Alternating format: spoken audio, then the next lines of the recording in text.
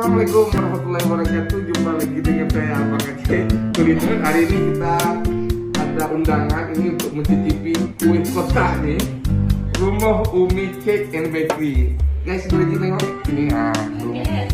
Oke, kita buka apa isinya. 1, 2, 3. Kita lihat isi dalamnya guys. Ya, seperti ini loh.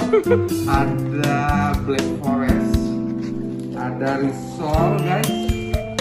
Ini kue apa ya? Ini kayak kue kampung gitu, kayak dibakar gitu guys. Karena kita cicipin. Oke, kita rasain kue kampung nih guys. Katanya sih enak. Kalau enak kita pesan guys. Ada nomor teleponnya, nanti hubungin saya.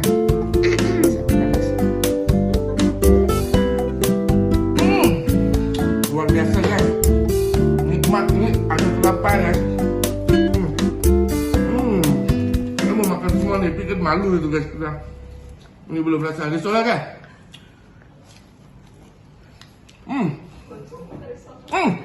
Ada risol kan? Ada risol, ada sosis. Bukan risol. Kuat sosisnya. Oke kan? Jangan lupa jika mau pesan ke Rumah Umi Cake and Bakery di Jalan Teguh Abdurrahman MM, Lorong Gempa nomor 2, Ampudaya nomor